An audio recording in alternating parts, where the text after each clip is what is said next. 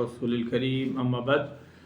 তো এখন একটু আলোচনা হবে নেফাকি প্রসঙ্গ নিয়ে, মুনাফিকি প্রসঙ্গ নিয়ে। আসলে আমরা জানি না যে মুনাফিকিটাকে দুই ভাগে ভাগ করা হয়েছে, একটা বড় মুনাফিকি, একটা ছোট।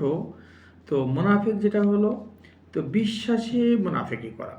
আপনি বাইরে ইসলামের প্রকাশ করলেন, ইসলামের দাবি করলেন, কিন্তু ভিতরে কুফরি পোষণ করে রাখলেন। আপনি ভিতরে ভিতরে বিশ্বাস করেননি, কুফরি রেখেছেন। এই জন্য আল্লাহ সুবহানাহু ওয়া তাআলা এই মুনাফিকদের প্রতি বেশি রাগান্বিত হন।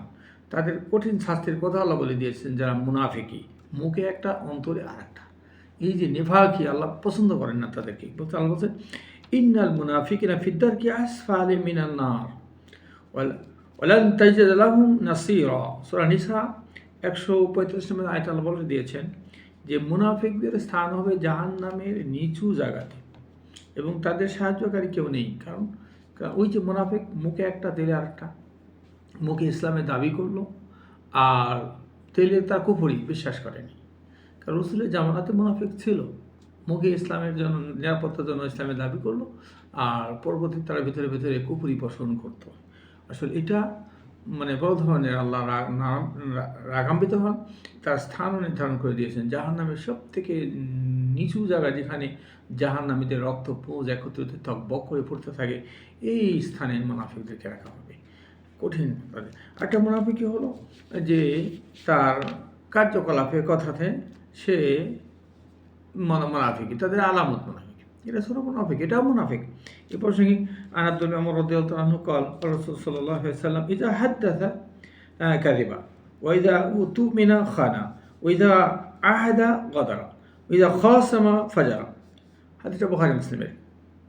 যে কোনো ব্যক্তি কথা বলে, মিথ্যা কথা বলে, কোনো আমানত রাখলে আমানতের খেয়ানত করে, কোনো ওয়াদা করলে ওয়াদা ভঙ্গ করে। এটা হলো যে যখন রাগ হয় অকথ্য ভাষায় গালিগালাজ করে। আরেকটা আলামত হলো যে ফজরের এবং ঈশার নামাজে সে জামাতে হাজির হয় না, অলসতা করে জামাতে আসে না। এগুলো আলামতের একটা মুনাফিকদের নিশানা। তো এই নিশানা, এদেরও কঠিন শাস্তির কথা বলা হয়েছে। তো আসুন আমরা এগুলোর থেকে আমরা বেঁচে থাকি। এদের মুনাফিকদের এটা সিফত, আলামত। কারণ আমাদের সতর্ক থাকতে হবে যে এই ধরনের মুনাফিককে আল্লাহ পছন্দ করেন না। হ্যাঁ, আমাদের বুঝতে হবে, আমরা সহজেই কিন্তু অনেকে অনেক ধরনের মন্তব্য করি না। আপনি দেখবেন যে আসলে মুনাফিক এগুলো সিফত যাদের মধ্যে আছে, কিন্তু এরপরে আমাদের বুঝতে হবে যে আসলে ওই ব্যক্তি বাস্তবিক মুনাফিক।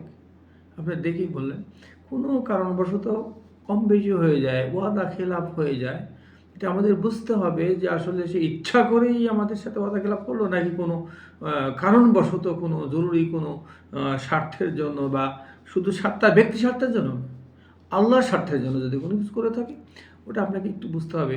হুট করে আপনি ফতোয়া দিয়ে দেবেন যে ওয়াদা খেলাপ করলো, আসলো না কেন, না, এটা আমরা ধরনের মন্তব্য না করি ভাই। আসলে বিষয়টা বুঝতে হবে আমাদেরকে যে আল্লাহর জন্য যদি কোনো বড় ধরনের কোনো স্বার্থ থাকে, তো আল্লাহর সন্তুষ্টির জন্য সে হয়তো কোনো একটি বিষয়টাকে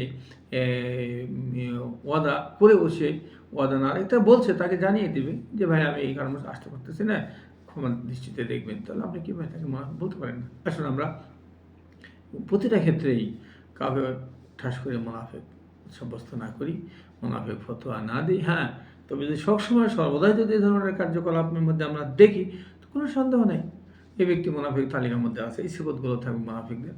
তো আসুন আমরা মুনাফিকের থেকে, নেফাকির থেকে বেঁচে থাকি। এটা আল্লাহ তাকে পছন্দ করেন না। মুনাফিকদের স্থান হবে জাহান্নামের নিচু জায়গাতে। আসুন আল্লাহ সুবহানাহু ওয়া তাআলা আমাদের সবাইকে এই ধরনের নেফাকির থেকে বাঁচার তৌফিক দান করেন।